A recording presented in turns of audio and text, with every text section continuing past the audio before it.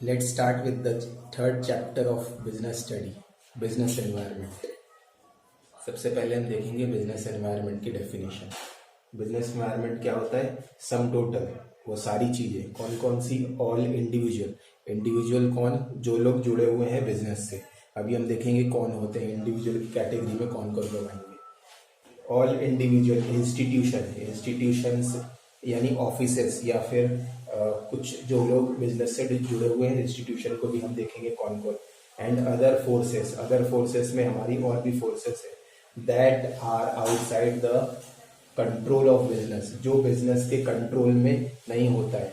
Business चाहता है वैसी वो चीजें नहीं होती है। Enterprise but affect it's performance, लेकिन उसके हाथ में नहीं है वो उसको चेंज करना, लेकिन उसके परफॉर्मेंस पे असर डालती है। जैसे बारिश हमारे कंट्रोल में नहीं है, या फिर अर्थक्वेक है, या कोई भी नेचुरल कैलेमिटी है वो हमारे कंट्रोल में नहीं है।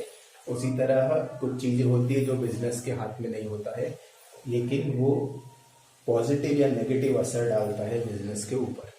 तो वो होता है बिजनेस एनवायरनमेंट। ये इसकी डेफिनेशन हो जाएगी, ये लिखना है। और हम देख लेते हैं कि कौन कौन सी चीज़ें कैसे असर डालती है और उन चीज़ों का मतलब क्या है। यहाँ पर है बिजनेस एंटरप्राइज, यानी आपका बिजनेस। ये आपका बिजनेस है और ये सारे फैक्टर हैं जो कि इसके ऊपर इम्पैक्ट डाल रहे हैं, असर डाल रहे हैं, जिसका इसके परफॉर्मेंस पर असर हो रहा है। पहला हमने देखा था इंडिविजुअल। इंडिविजुअल में कस्टमर आ जाएगा। कस्टमर अगर किसी बिजनेस का प्रोडक्ट नहीं खरीदेगा या किसी बिजनेस का प्रोडक्ट ज़्यादा खरीदेगा तो उसके परफॉर्मेंस पर असर आएगा। नहीं खरीदेगा तो परफॉर्मेंस नीचे जाएगा, खरीदेगा तो परफॉर्मेंस ऊपर होगा। उसके होलसेलर, होलसेलर और शेयर होल्डर्स। शेयर होल्डर इसके बिजनेस में पैसा लगाएंगे तो बिजनेस में लिक्विडिटी बढ़ेगी और वो आगे एक्सपेंशन कर पाएगा। तो इनके ऊपर भी ये डिपेंड करता है। ये डिपेंड तो करता है, लेकिन ये इसके कंट्रोल में नहीं है। कस्टमर कंट्रोल में नहीं है बिजनेस के। बिजनेस बोल नहीं सकता है जबरदस्ती कि मेरा प्रोडक्ट खरीदो। उसको अच्छा लगेगा तभी वो उसका प्रोडक्ट को परचेस करेगा। फिर शेयर होल्डर, शेयर होल्डर को भी वो जबरदस्ती नहीं कह सकता है कि मेरी कंपनी में पैसा लगाओ, है ना। वो तो उनकी मर्जी है, परफॉर्मेंस अच्छा हुआ तो वो पैसा लगाएंगे। उनके डीलर से उनके साथ जो बिजनेस करने वाले हैं उनको भी वो जबरदस्ती तो अपने साथ नहीं ला सकता। उनको होगा पसंद तो वो आएंगे, या फिर वो दूसरे बिजनेस के साथ जुड़ेंगे। तो इंडिविजुअल में इतनी कैटेगरी है, ये हमने ऐसे एग्जाम्पल ले लिया है। इंस्टीट्यूशन में बहुत सारे गवर्नमेंट इंस्टीट्यूशंस होते हैं, जैसे टैक्स डिपार्टमेंट है या फिर कॉम्पिटिटर्स है। इनका भी काफ़ी इम्पैक्ट होता है बिजनेस के ऊपर। मेन चीज़ है इम्पैक्ट तो बहुत सारी चीज़ों का होता है, लेकिन अगर अंदर की चीज़ों का इम्पैक्ट होगा तो बिजनेस एंटरप्राइज संभाल सकता है। फॉर एग्जाम्पल, अगर यहाँ पे किसी ने स्ट्राइक कर दी तो वो दूसरे जो भी एम्प्लॉय है उनके साथ वो काम करवा सकता है, लेकिन इन चीज़ों के ऊपर इसका कोई कंट्रोल नहीं होता है। दो ही चीज़ इसमें देखेंगे, कंट्रोल नहीं होता और इफेक्ट ऑन परफॉर्मेंस। ये दो चीज़ होती है business environment. Business environment control नहीं है बिजनेस का और परफॉर्मेंस के ऊपर असर डालता है। इंस्टीट्यूशन देखा, government institution, tax department, competitor हो सकते हैं। इकोनॉमिक फैक्टर में इकोनॉमिक कंडीशन हो सकती है। कंट्री की अगर इकोनॉमी डाउन है तो ऐसा नहीं हो सकता बिजनेस ऊपर होगा, बिजनेस भी अपने आप नीचे ही जाएगा। अपनी कंट्री या फिर दूसरी कंट्री, ग्लोबलाइजेशन के टाइम पे तो दूसरी कंट्री का भी अगर परफॉर्मेंस अच्छा नहीं है तो वो हमारी जो भी कंपनीज है जो यहाँ काम कर रही है उस पर असर डालेगा, क्योंकि आजकल कंपनीज भी ग्लोबल हो चुकी है। फिर अदर एस्पेक्ट देख लेते हैं। पॉलिटिकल, पॉलिटिकल सिचुएशन अगर किसी कंट्री की अच्छी नहीं है, for example Africa, south Africa में कई ऐसी कंट्री है जहाँ पर अभी बहुत पॉलिटिकल सिचुएशन खराब चल रही है, वहाँ आर्मी ने कब्जा कर लिया है, तो वहाँ के बिजनेस अपने आप परफॉर्म नहीं करेंगे। तो पॉलिटिकल कंडीशन ये तो उसके हाथ में नहीं है, ये तो हो रही है चीज़ें, जो उसका परफॉर्मेंस तो नीचे जा रहा है। तो यही हो जाएगा बिजनेस एनवायरनमेंट। नेक्स्ट है सोशल। सोशल में आपका सोसाइटी का क्या असर होता है, तो वो आपको अपनाते हैं या नहीं अपनाते। फॉर एग्जांपल जो बीफ है, बीफ यानी बफेलो मीट होता है, तो उसका जो है एमसीडी में बर्गर होता है जो कि ऑल ओवर वर्ल्ड सबसे ज़्यादा चलता है, लेकिन इंडिया में सोसाइटी उसका एक्सेप्ट नहीं करती है बीफ का बर्गर। इसीलिए उसको चेंज करके उनको महाराजा बर्गर या आलू टिक्की वगैरह बर्गर बनाना पड़ा। तो यूएसए में लेकिन वही बर्गर लार्जेस्ट सेलिंग बर्गर है। तो सोसाइटी यहाँ की इस चीज़ को एक्सेप्ट नहीं करती, इसीलिए उस बिजनेस को भी अपना प्रोडक्ट को चेंज करना पड़ा। तो यही हो गया एक नेक्स्ट एग्जांपल बिजनेस एनवायरनमेंट का। अगला है टेक्नोलॉजिकल। टेक्नोलॉजिकल चेंजेस आएगा तो वो भी आपके बिजनेस पर इम्पैक्ट डालेगा। जैसे नोकिया कंपनी थी जो कि टच पैड फ़ोन नहीं बनाती थी, वो कीपैड वाले फ़ोन्स बनाती थी। जैसे ही टच पैड वाले फ़ोन आए तो उसका बिजनेस पूरी तरह ख़त्म हो गया। अभी नोकिया तो बंद हो गई मोबाइल कंपनी। इसी तरह टेक्नोलॉजी के साथ आप आगे नहीं बढ़ेंगे तो आपकी कंपनी भी शट डाउन हो सकती है। जैसे अभी 4G के बाद 5G टेक्नोलॉजी आने वाली है। अगर 5G में दूसरी कंपनी से फॉर एग्जांपल एयरटेल या आइडिया, ये लोग अगर 5G में नहीं आती है, 4G में ही रहती है, तो इनका सारा बिजनेस जियो के पास चला जाएगा, जो कि अभी 5G टेक्नोलॉजी में आने वाला है। तो टेक्नोलॉजी का भी होता है, अगर टेक्नोलॉजी चेंज होती है तो बिजनेस को भी अपने आप चेंज होना पड़ता है, और बिजनेस अगर चेंज नहीं हुआ तो अपने आप वो डाउनफॉल की तरफ आएगा या बंद हो जाएगा। तो ये हमने इंट्रोडक्शन चैप्टर में देखा कि what is business environment. Business environment की ये डेफिनेशन इतनी है, ये सारा आपको नोट करना है और अपन इसके आगे देखते हैं नेक्स्ट।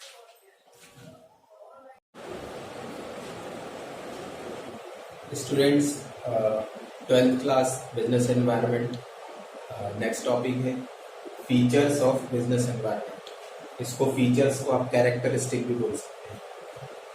तो 1 2 3 4 5 6 7 टोटल 7 फीचर्स हैं इसके।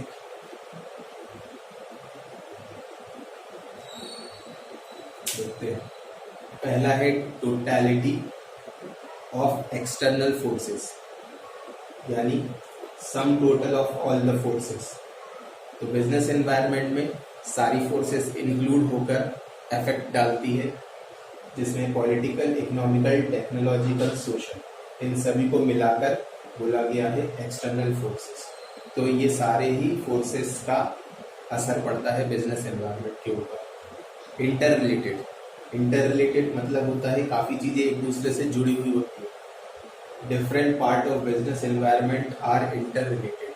अलग अलग पार्ट जो है बिजनेस एनवायरनमेंट के वो इंटर रिलेटेड होते हैं और फिर जाके वो इम्पैक्ट डालते हैं। 2 3 या 4 चीज़ें एक साथ मिलकर फिर उसका इम्पैक्ट होता है। जैसे कि लाइफ एक्सपेक्टेंसी, अगर लाइफ एक्सपेक्टेंसी बढ़ती है, ठीक है, लोगों की लाइफ एक्सपेक्टेंसी बढ़ती है कि हमें ज़्यादा जीना चाहिए, हेल्दी फूड लेना चाहिए, तो ये अवेयरनेस ऑफ हेल्थ क्रिएट होगी इससे, जिससे कि किन चीज़ों की डिमांड, ये 2 चीज़ें इंटर रिलेटेड कर रही है।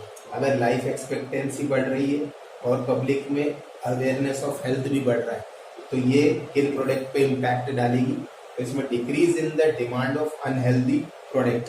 तो अनहेल्दी प्रोडक्ट की डिमांड तो कम हो जाएगी, जैसे कि कोल्ड ड्रिंक, फ्राइड आइटम्स, इनकी डिमांड क्या हो जाएगी, कम हो जाएगी। इन 2 चीज़ों के इम्पैक्ट से जो ये बिजनेस करने वाले लोग हैं, फ्राइड चिप्स, फ्राइड आइटम्स या कोल्ड ड्रिंक का, तो इनके बिजनेस पे नेगेटिव इम्पैक्ट आएगा।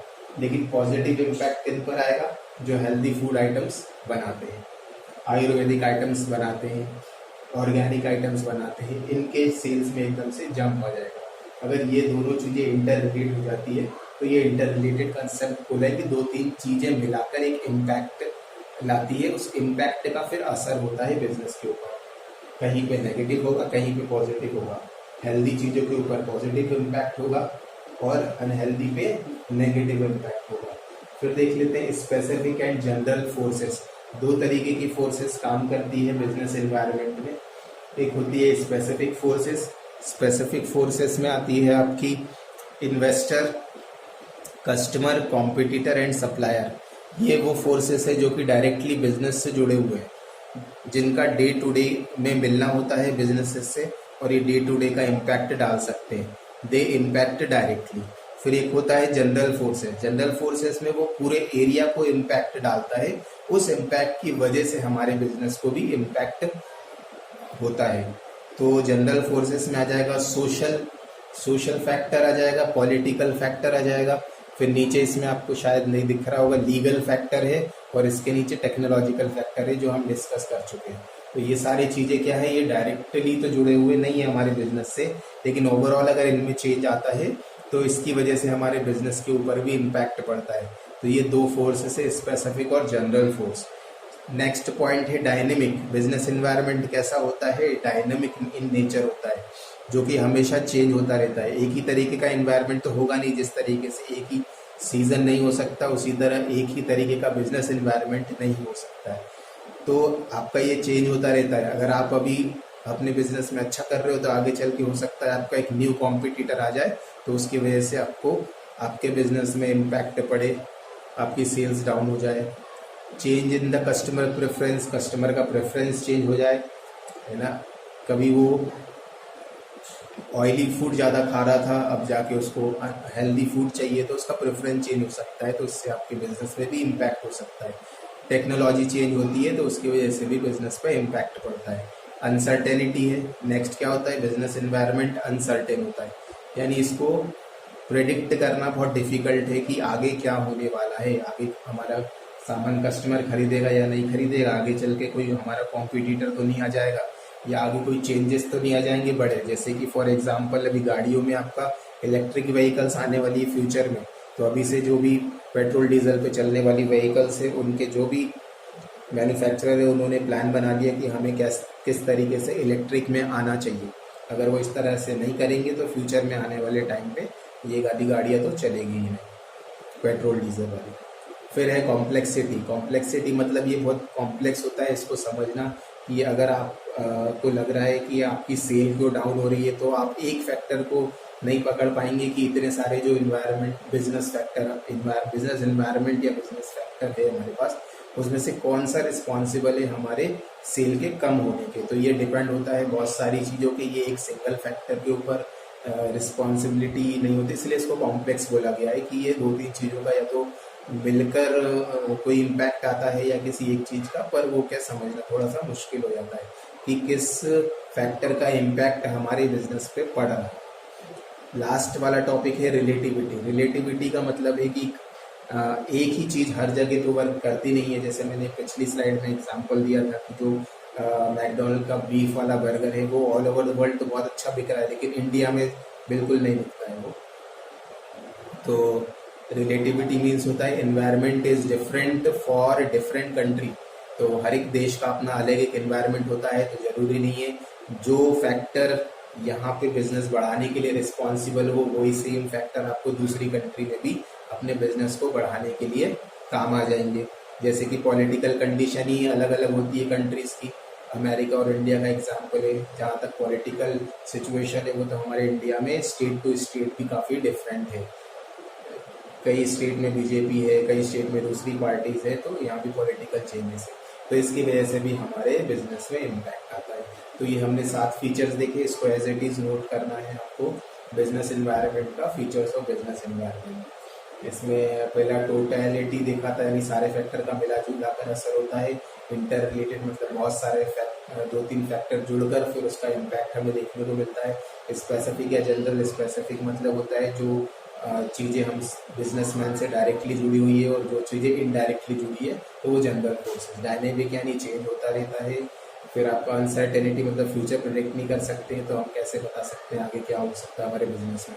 कॉम्प्लेक्स होता है, चीज़ें पहचानना मुश्किल होता है कि किस चीज़ का इम्पैक्ट बिजनेस पे पड़ रहा है। और रिलेटिव कंसेप्ट है, जो चीज़ें हमारे देश में चल रही है सेम जरूरी नहीं है कोई सारी चीज़ें अदर कंट्रीज में भी चलेगी, क्योंकि हर जगह का एनवायरनमेंट डिफरेंट होता है। चलो इसके बाद देखते हैं नेक्स्ट टॉपिक क्या है। 12th बिजनेस स्टडी का नेक्स्ट टॉपिक है, चैप्टर है business environment, chapter 3 importance of business environment.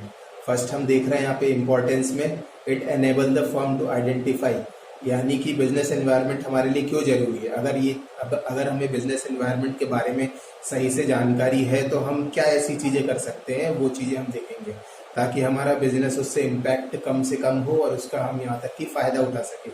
तो बिजनेस एनवायरनमेंट के बारे में पता होगा तो आप अपने बिजनेस के लिए कुछ पॉजिटिव कर सकते हैं।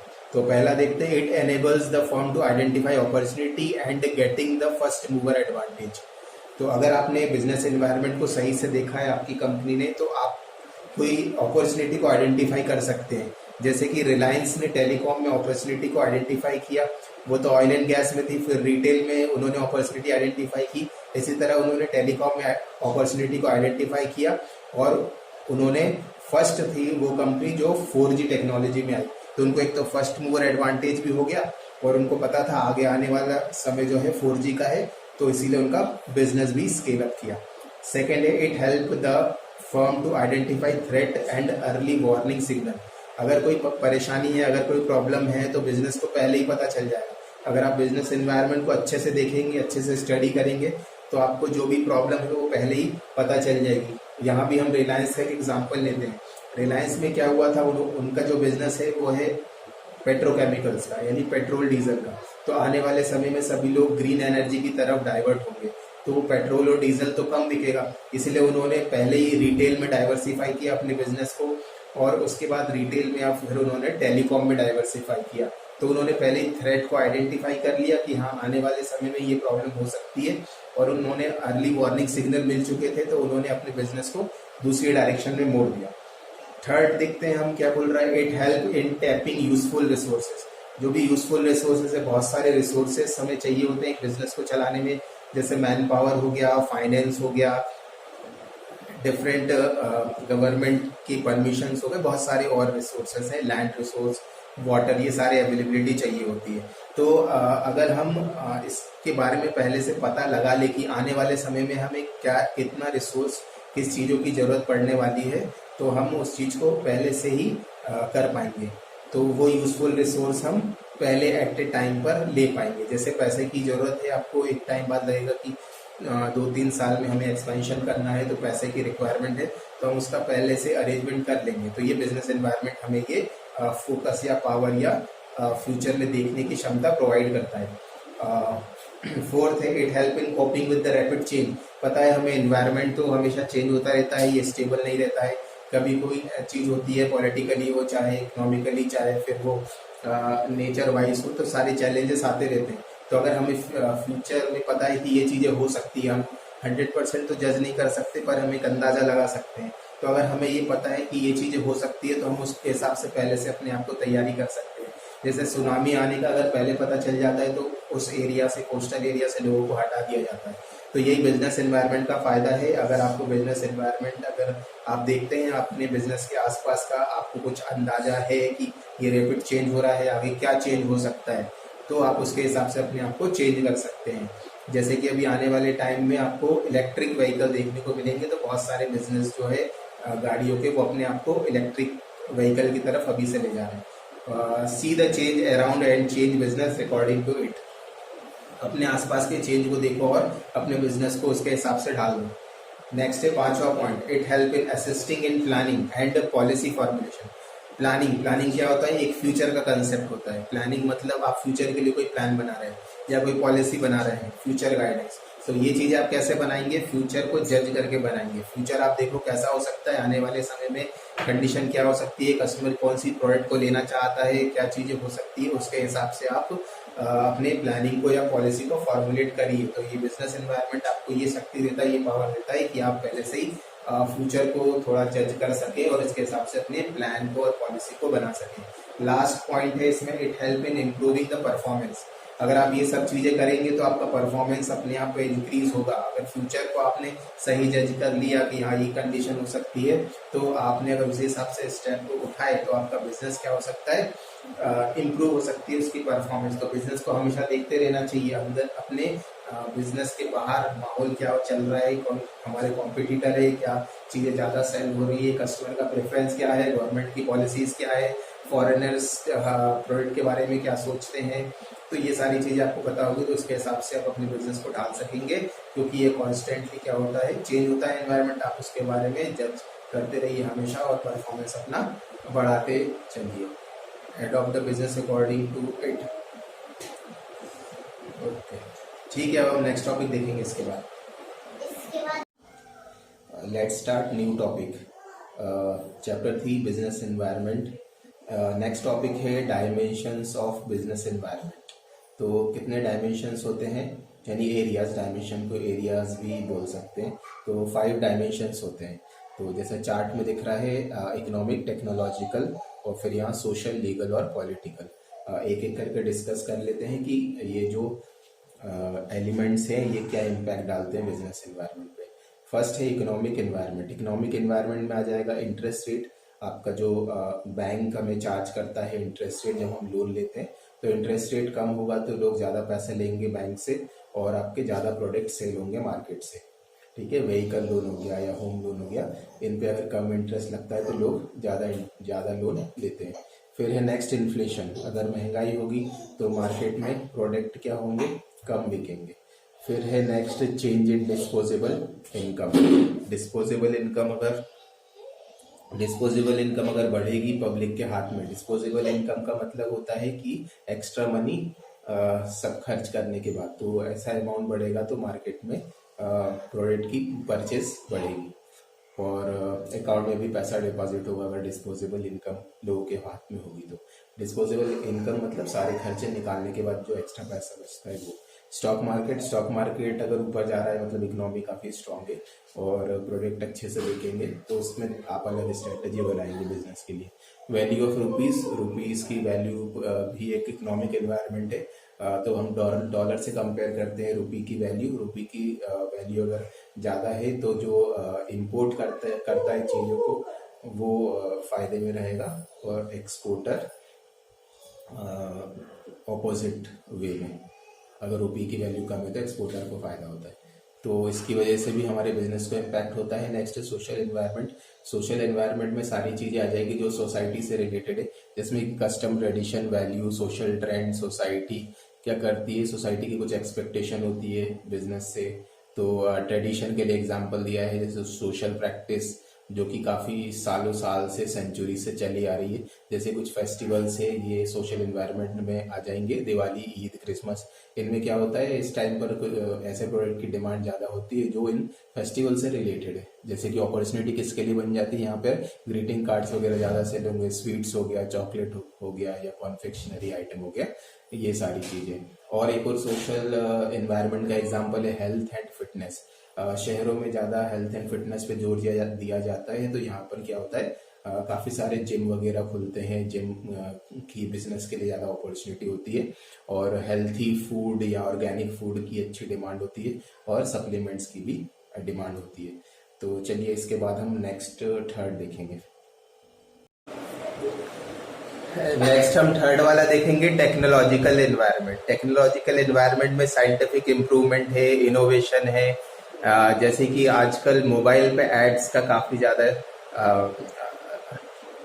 हम लोग काफ़ी ज़्यादा मोबाइल्स के ऊपर आजकल ऐड देखते हैं, जैसे सोशल मीडिया प्लेटफॉर्म पे। तो इनकी अलग से कंपनी स्टैब्लिश है, आजकल एडवर्टाइजिंग का तरीका भी बदल गया है। तो जैसे जैसे टेक्नोलॉजी आगे चेंज होती जाएगी, सारे तरीके या फिर वे ऑफ बिजनेस, यानी ऑनलाइन आजकल शॉपिंग ज़्यादा हो गया है ऑफलाइन से, या फिर लेज़र वगैरह आ गया है आजकल कैंसर वगैरह के ट्रीटमेंट के लिए। रोबोटिक्स आ गई है, जिससे कि आप मैन्युफैक्चरिंग सेक्टर में आप देखेंगे रोबोटिक्स का इस्तेमाल करते हैं व्हीकल मैन्युफैक्चरिंग में। फिर कंप्यूटर तो पता ही है हर जगह कंप्यूटर आ गया। तो एक ये इन्वायरमेंट, एक टेक्नोलॉजिकल इन्वायरमेंट जो कि एक बिजनेस इन्वायरमेंट का एक पार्ट है। नेक्स्ट है fourth political environment. Political environment कैसा होना चाहिए, जिस कंट्री में स्टेबिलिटी होती है, यानी जैसे अभी मोदी गवर्नमेंट है जो कि पूरे 5 साल तक के लिए हम सोच सकते हैं कि ये 5 साल के पहले तो नहीं गिरेगी। जैसे मिला जुला कर जो गवर्नमेंट बनाई जाती थी उसका कोई भरोसा नहीं होता था वो कब तक टिकने वाली है। उनके बीच में कुछ डिसएग्रीमेंट हो जाते थे तो बीच में ही वो गवर्नमेंट फॉल हो जाती थी। तो एक स्टेबल एनवायरनमेंट जिस भी कंट्री में रहेगा वहाँ पे बिजनेस आना पसंद करेगा। जैसे भी बाहर से काफ़ी कंपनीज हमारे इंडिया में आई है, एप्पल, गूगल, ये सारी मल्टीनेशनल कंपनीज हमारे इंडिया में आई क्योंकि अभी उनको पॉलिटिकल एनवायरनमेंट काफ़ी स्टेबल लगा। तो अभी तो 10 साल होने वाले हैं, तो जितना पॉलिटिकल स्टेबिलिटी होती है, क्योंकि क्या होता है नई गवर्नमेंट आती है, उसकी नई पॉलिसी होती है, बिजनेस को लेकर नए लॉस बनाए जाते हैं, तो उससे फिर बिजनेसमैन को एक अनसर्टेनिटी रहती है। तो एक पॉलिटिकल एनवायरनमेंट कैसा होना चाहिए, स्टेबल होना चाहिए, शांति होनी चाहिए, देश में पीस होना चाहिए, है ना। इंडिया में जैसे एरियाज में पीस है वहाँ पर ज़्यादा इंडस्ट्री ग्रो करती है। फिर एटीट्यूड ऑफ गवर्नमेंट का एटीट्यूड क्या होना चाहिए टुवर्ड बिजनेस। तो गवर्नमेंट ऐसी होना चाहिए जो कि बिजनेस को बढ़ावा देने वाली गवर्नमेंट है हो, तो ऐसी जगह पे बिजनेस ज़्यादा जाना पसंद करते हैं। जैसे दुबई है, दुबई की गवर्नमेंट बहुत ज़्यादा बिजनेस को बढ़ावा देती है, वहाँ पे टैक्सेस भी नहीं लगते, आप बिजनेस सेटअप करते हैं तो, और परमिशन वगैरह भी इसीलिए मिल जाती है। फिर एक पॉलिटिकल इन्वायरमेंट में आ जाएगा, स्टेबिलिटी इन गवर्नमेंट अगर होती है तो वही अपन ने डिस्कस किया, कॉन्फिडेंस होता है इन्वेस्टर के भी अमंग इन्वेस्टर, तो वो आपकी कंट्री में इन्वेस्ट करते हैं, फॉरेन इन्वेस्टर भी आपकी कंट्री में इन्वेस्ट करते हैं। नेक्स्ट फिफ्थ है लीगल इन्वायरमेंट। लीगल मतलब आपको सारे कानून के बारे में पता होना चाहिए, तभी आप उस कंट्री में आप अपने अच्छे तरीके से बिजनेस को सेटअप कर सकते हैं। जैसे कि हमने नीचे कुछ लॉज दिए हुए, आप अगर एक कंपनी के ओनर है या फिर उसमें एक मैनेजमेंट में बैठे हैं, तो आपको ये लॉस के बारे में थॉरली पता होना चाहिए। जैसे कंपनी एक्ट 2013 क्या है, फेमा एक्ट क्या है 1947, ये फेमा एक्ट जो है वो एक्सपोर्ट इंपोर्ट से रिलेटेड एक्ट है। फैक्ट्री एक्ट है 1948 की, पोल्यूशन कितना होना चाहिए, फैक्ट्री कितना पोल्यूशन के कंट्रोल के लिए क्या करना चाहिए, वो सारे इस एक्ट में दिए हुए हैं। ट्रेड यूनियन एक्ट 1926, तो आपको सारे उस कंट्री के, क्योंकि आप सिर्फ इंडिया की बात नहीं कर रहे हैं, आप कहीं और भी बिजनेस लगा सकते हैं, तो उस कंट्री के जो एक्ट है, जो लीगल सिस्टम है, जुडिशरी कैसे काम करती है, गवर्नमेंट के लॉ कैसे बनते हैं, उसके बारे में भी आपको जानकारी होनी चाहिए। तब आप उस बिजनेस को अच्छे से रन कर सकते हैं। नहीं तो आप किसी न किसी एक्ट का अगर उल्लंघन करते हैं तो फिर आपको पनिशमेंट हो सकती है। तो चलिए, इसके बाद हम देखेंगे नेक्स्ट टॉपिक क्या है अपना। नेक्स्ट टॉपिक है चैप्टर 3 बिजनेस एनवायरनमेंट का, इकोनॉमिक एनवायरनमेंट इन इंडिया। तो इंडिया में किस तरीके का इकोनॉमिक एनवायरनमेंट है, इसकी बात करते हैं। पहला, इकोनॉमिक स्ट्रक्चर कैसा है इंडिया का, मिक्स्ड इकोनॉमी है, जहां पर प्राइवेट सेक्टर और पब्लिक सेक्टर, मतलब प्राइवेट इंडिविजुअल या फिर गवर्नमेंट या सरकार, इनका सेक्टर दोनों मिलकर काम करता है। ठीक है। सेकेंड है इकोनॉमिक पॉलिसीज। इकोनॉमिक पॉलिसीज बनाई हुई है इंडिया ने ताकि बिजनेस को ग्रोथ मिल सके, जैसे इंडस्ट्रियल पॉलिसी, मॉनेटरी पॉलिसी या physical policy. Monetary policy interest rate से रिलेटेड है। और नेक्स्ट है टैक्स। फिजिकल पॉलिसी जो है वो टैक्स या गवर्नमेंट की स्पेंडिंग या सेविंग से रिलेटेड होती है। तो ये भी इंडिया ने बनाई हुई है ताकि अपना बिजनेस एनवायरनमेंट अच्छा रहे। इकोनॉमिक प्लानिंग है, हर 5 साल में एक प्लानिंग बनती है कि हमको किस डायरेक्शन में मूव करना है, कैसे अपने बिजनेसेस को आगे लेके जाना है। एनुअल बजट पेश होता है इंडिया में, इससे पता चलता है कौन सा सेक्टर आगे बढ़ रहा है, कौन सा सेक्टर वीक है। उसके बाद इंफ्रास्ट्रक्चर फैसिलिटी इंडिया में प्रोवाइड की गई है बिजनेसेस को, जैसे कि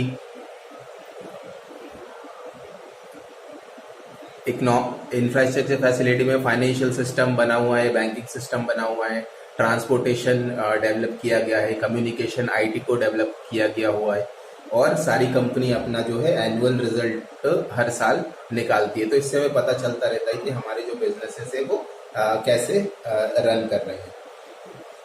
फिर इसमें नेक्स्ट हमारा जो पोर्शन है, ये टॉपिक चेंज है यहाँ से, economic environment of India at the time of independence. तो अब हम जरा पीछे जाते हैं और देखते हैं कि इंडिपेंडेंस के टाइम पे हमारा इकोनॉमिक एनवायरनमेंट कैसा था। तो सबसे पहले तो जब हमें इंडिपेंडेंस मिली थी तो हमारी पूरी इकोनॉमी जो है वो किसके ऊपर डिपेंड थी, एग्रीकल्चरल इकोनॉमी थी, एक रूरल इकोनॉमी थी, जिसमें कि 70% जो लोग हैं वो एग्रीकल्चर के ऊपर डिपेंड किया करते थे, और 85% पॉपुलेशन तो विलेजेस में रहा करती थी। और जो प्रोडक्शन हुआ करता था हमारा फूड ग्रेन्स का, वो काफी ओल्डर टेक्निक से हो रहा था, तो उसमें भी काफी गिरावट थी। तो हमें तो कुछ टाइम तो बाहर से भी इंपोर्ट करना पड़ा था फूड ग्रेन्स वगैरह। फिर no good public health care system भी कुछ ठीक नहीं था। तो हमें तभी से आफ्टर इंडिपेंडेंस से अभी तक हमें काफी चीजों को सही करना पड़ा, जिससे हमारा एक इकोनॉमिक एनवायरनमेंट या बिजनेस एनवायरनमेंट अच्छा हो सके। चलिए आगे हम देखेंगे नेक्स्ट टॉपिक। नेक्स्ट हम कवर करेंगे objective of India's development plan, कि इंडिया ने ऐसा क्या किया अपने डेवलपमेंट के लिए और कौन कौन से प्लान्स उन लोगों ने लाए ताकि हम एक बेहतर इकोनॉमी बन सके। तो पहला है rapid economic growth. Economic growth किस तरीके से फास्ट की जाए, राइज स्टैंडर्ड ऑफ लिविंग, लोगों का लिविंग स्टैंडर्ड कैसे सुधारना है, रिड्यूस अनएम्प्लॉयमेंट, एम्प्लॉयमेंट को कम करने का के बारे में सोचना था, पॉवर्टी कम करने के बारे में सोचना था। फिर है इसके लिए क्या हो सकता था, सेल्फ रिलायंट। सेल्फ रिलायंट मतलब हम दूसरी इकोनॉमी पे डिपेंड न रहे, अपनी नीड के लिए हम सारी चीजें बाहर से ही ना मंगाते जाए, हम अपनी कंट्री में भी कुछ चीजें बनाएं। जैसे अभी आर्म्स एंड एम्यूनिशन हम लोग को दूसरों से खरीदना पड़ता है, अब हम देख रहे हैं कि हमारी कंट्री खुद बनाना चाह रही है। तो उस टाइम ही आफ्टर इंडिपेंडेंस हमने सोच लिया था कि हमें सेल्फ रिलायंट बनना है, और काफी सारे प्रोडक्ट हम खुद अभी बनाने भी लगे। स्ट्रॉन्ग इंडस्ट्रियल बेस, एक इंडस्ट्रियल बेस तैयार करना जिसमें कि फोकस किस पे रहे, हैवी और बेसिक इंडस्ट्रीज पे, जिसमें आपका heavy turbines and railway lines और ये सब के ऊपर ज्यादा फोकस रखा गया। रिड्यूस किया जाए इनइक्वालिटी ऑफ इनकम, क्योंकि पता ही है 85% लोग गाँव में रहा करते थे, तो इनकम में भी काफी इक्वालिटी थी। तो कैसे इक्वालिटी लाई जाए, कैसे जॉब्स प्रोवाइड की जाए और कौन से नए सेक्टर ओपन किए जाए, इस बारे में सोचा जाने लगा। Adopt socialist pattern of development. Socialist pattern का मतलब है लोगों के बारे में ध्यान देना, यानी इक्वालिटी के बारे में ध्यान देना, ना कि एक ही ग्रुप ऑफ पीपल को आगे बढ़ाते जाना। सभी के बारे में सोचना कि सभी कैसे ग्रोथ कर सके। Prevent exploitation of man. किस तरीके से एक्सप्लॉयटेशन को रोका जाए कि आपको घंटों घंटों काम करवाया जा रहा है पर पैसा उतना नहीं दिया जा रहा है, तो सारी चीज़ों के बारे में सोचना। फिर यहाँ पे हमारा नेक्स्ट पोर्शन चालू होता है न्यू इकोनॉमिक पॉलिसी 1991 तक आते आते हम लोगों को काफ़ी सारी क्राइसिस देखनी पड़ी। जैसे कि पहला था serious foreign exchange crisis. Foreign exchange crisis का मीनिंग है हमारे पास डॉलर ही नहीं बचा था। डॉलर नहीं होगा तो हम बाहर से कोई भी सामान नहीं परचेज कर सकते, क्योंकि डॉलर देकर ही हम लोग ऑयल वगैरह या बाकी चीज़ें परचेज करते थे। तो इसके अंदर हमारे पास काफ़ी क्राइसिस हो गया था। तो ये रीज़न से इनके कारण हमें एक नई इकोनॉमिक पॉलिसी लानी पड़ी 1991 में। और सेकंड रीज़न था ये न्यू इकोनॉमिक पॉलिसी लाने का कि हाई गवर्नमेंट डेफिसिट हो गया था। डेफिसिट मतलब होता है हमारी जो इनकम हो रही थी कंट्री से वो काफ़ी कम थी हमारे लोन्स के अगेंस्ट में। हमारे लोन ज़्यादा थे और हमारी इनकम कम थी, इसको कहा जाता है डेफिसिट। फिर है राइजिंग प्राइसेस ऑफ कमोडिटी के प्राइसेस भी राइज हो रहे थे, क्योंकि हमारे यहाँ नए मेथड्स नहीं डेवलप हुए थे एग्रीकल्चर प्रोडक्शन के, इसीलिए ऑब्वियसली प्राइस सारी चीज़ों में राइज हो रहे थे। तो गवर्नमेंट ने क्या किया न्यू इकोनॉमिक पॉलिसी वो देख लेते हैं। इसमें हमें 5 पॉइंट्स देखने हैं। पहला है government reduce licensing company to 6। पहले हमें पता है कंपनी लगाने के लिए गवर्नमेंट के पास जाके लाइसेंस लेना पड़ता था। अब उन्होंने प्राइवेट के लिए पूरा ओपन कर दिया, कोई भी फैक्ट्री कोई भी कंपनी लगा सकते थे बिना लाइसेंस के। सिर्फ 6 इंडस्ट्री ऐसी रखी कि जिसमें लाइसेंस की जरूरत पड़ती थी, जिसमें कि केमिकल और ये सारी इंडस्ट्री आती है। और बाकी इन्होंने फ्री कर दिया कि आप अपना बिजनेस ओपन कर सकते हैं बिना किसी हर्डल के, बिना किसी लाइसेंस लिए। सेकंड इसमें है अलाउ किया गया प्राइवेट सेक्टर को, जो कि पहले अलाउड नहीं था। पहले सारी हमको देखने मिलेगी गवर्नमेंट कंपनीज ऑपरेट करती थी सारे बिजनेस को, लेकिन बाद में न्यू इकोनॉमिक पॉलिसी 1991 के तहत हमने प्राइवेट सेक्टर को भी अलाउ किया, और आज हम देख रहे हैं कि ज़्यादा प्राइवेट सेक्टर ही दिखता है। डिसइन्वेस्टमेंट अलाउ किया गया, जो फैक्ट्री चल रही थी गवर्नमेंट कंपनीज उसको सेल आउट किया गया, और जो अच्छी कंपनीज है उसमें भी शेयर्स को सेल कर और पैसे को लाया गया और उसकी इक्विटी को शेयर किया गया आम पब्लिक से। तो वो है डिसइन्वेस्टमेंट। फिर है नेक्स्ट फोर्थ एफडीआई को अलाउ किया गया, फॉरेन डायरेक्ट इन्वेस्टमेंट को अलाउ किया गया, ताकि फॉरेनर आके आपकी इंडिया में कंपनी ओपन कर सके। एफडीआई को अलाउ किया, तो पहले अलाउ नहीं था एफडीआई, पहले हमारी इंडियन कंपनी से सारा काम करती थी। लास्ट है फिफ्थ वाला FIPB, foreign investment promotion board. एक फॉरेन इन्वेस्टमेंट प्रमोशन बोर्ड बनाया गया ताकि हम ज़्यादा से ज़्यादा फॉरेन इन्वेस्टमेंट इंडिया में ला सके, बड़ी बड़ी फैक्ट्रीज कंपनीज लगा सके, जिससे एम्प्लॉयमेंट डेवलप हो सके या हमारा टैक्स रेवेन्यू बढ़ सके। तो ये सारी पॉलिसीज थी जो कि हमने न्यू इकोनॉमिक पॉलिसी 1991 के तहत की। आगे नेक्स्ट टॉपिक देखेंगे। नेक्स्ट हमें डिस्कस करना है इंडस्ट्रियल पॉलिसी 1991 से रिलेटेड 3 पैरामीटर्स या 3 चीजें हम लोग देखेंगे, जिसको हम शॉर्ट फॉर्म में LPG भी कहते हैं। L मतलब है लिबरलाइजेशन, P मतलब प्राइवेटाइजेशन और G मतलब ग्लोबलाइजेशन। ये 3 स्टेप थे जिसके कारण इंडिया जो प्रेजेंट कंडीशन में है यहाँ तक पहुँच सका। तो 1991 में हमने ये तीनों चीजें लागू की हमारे देश में। सबसे पहले लिबरलाइजेशन। लिबरलाइजेशन का मीनिंग होता है सारे रेस्ट्रिक्शन हटा देना ट्रेड पे से। पहले काफी सारे लाइसेंसेस लगा करते थे, अगर प्राइवेट कंपनी को कोई बिजनेस ओपन करना है या फिर फॉरेन कंपनी को इंडिया में आके कोई बिजनेस ओपन करना है तो काफी सारे लाइसेंसेस लगते थे। इसकी वजह से लोग या तो बिजनेस करते नहीं थे या काफी कम लोग बिजनेस करते थे, और फॉरेन कंपनीज तो आ ही नहीं पाती थी इंडिया में। तो देखते हैं यहाँ पे लिबरलाइजेशन का यहाँ पे लिखा हुआ है remove unnecessary control and restriction. Unnecessary जो आपने कंट्रोल लगा के रखा हुआ है बिजनेस के ऊपर, और रेस्ट्रिक्शन यानी पहले सारे बिजनेसेस जो है वो गवर्नमेंट के कंट्रोल में, गवर्नमेंट की ओनरशिप में हुआ करते थे। तो सबसे पहले तो आप फर्स्ट पॉइंट है एबॉलिशिंग ऑफ लाइसेंस, आपने लाइसेंस राज को खत्म किया।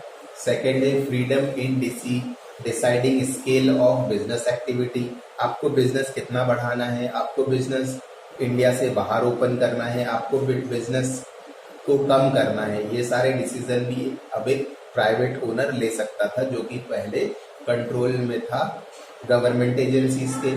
थर्ड है removal of restriction movement of goods and services, goods and services का मूवमेंट पे जो रेस्ट्रिक्शन थे, यानी आप कुछ सामान इंडिया के बाहर से खरीद नहीं सकते थे, या कुछ सामान जो है वो आप यहाँ से बाहर बेच नहीं सकते थे।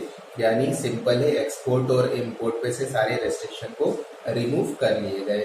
Freedom in fixing the price of goods and services, पहले गुड्स और सर्विसेज की कुछ प्राइसेस गवर्नमेंट तय करती थी, उसी के हिसाब से आपको उसको सेल करना होता था।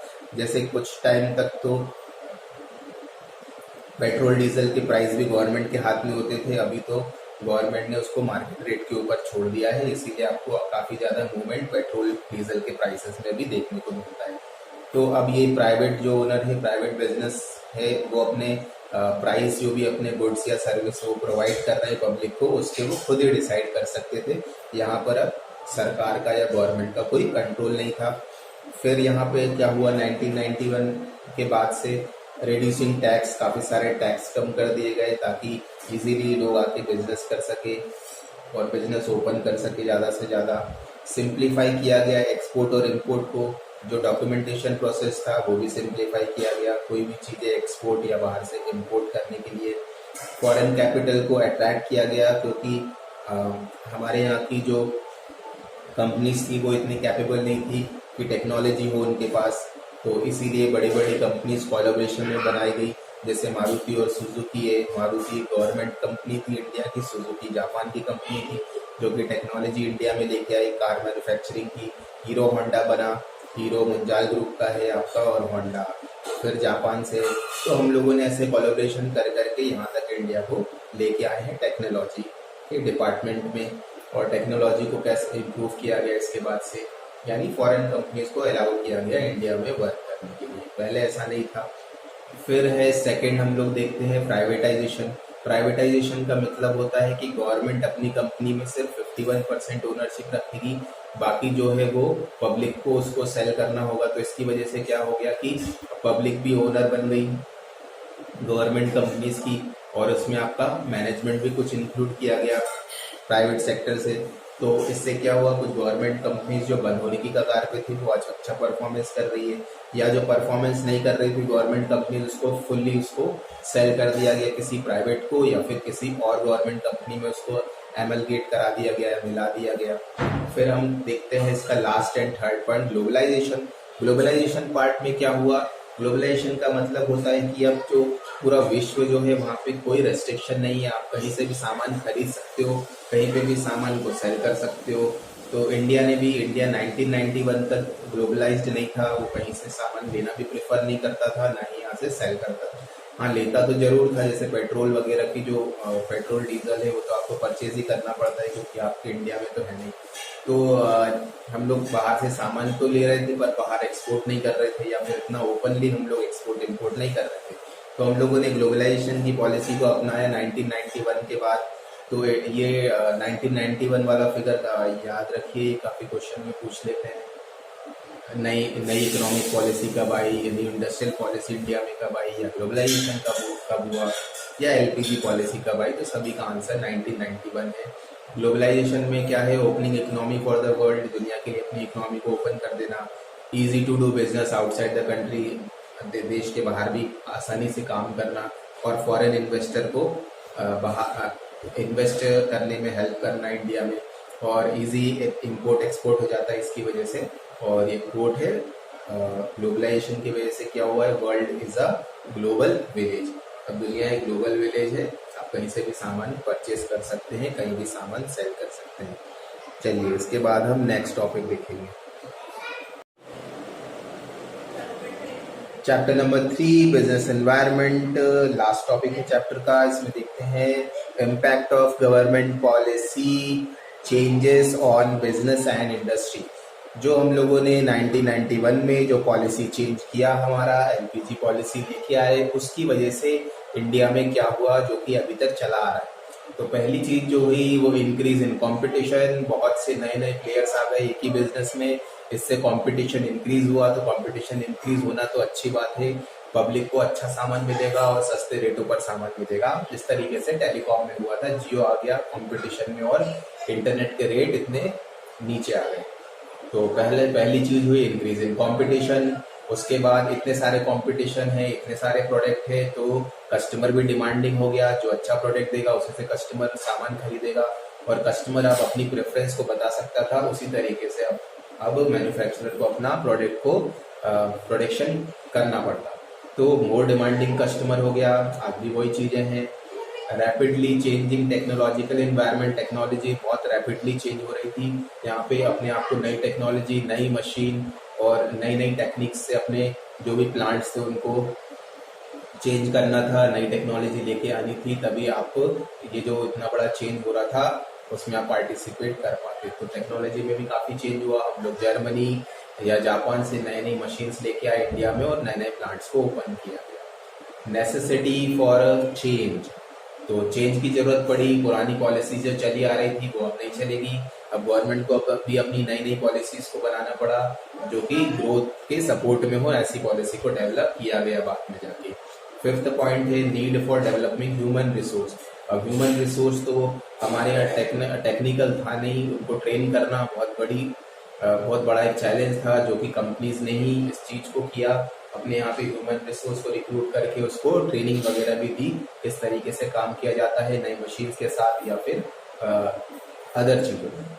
फिर देखेंगे मार्केट ओरिएंटेशन। मार्केट ओरिएंटेशन क्या है? पहले क्या होता था, पहले कोई भी सामान बना दिया जाता था और मार्केट में डाल दिया जाता था सेल करने के लिए, क्योंकि इतना ज्यादा कंपटीशन था नहीं। तो वो मार्केट, अगर साबुन है तो एक ही ब्रांड है, तो कोई भी साबुन बनाकर किसी भी क्वालिटी का मार्केट में डाला जाएगा, तो कस्टमर हैड नो चॉइस, तो उनको खरीदना ही पड़ेगा।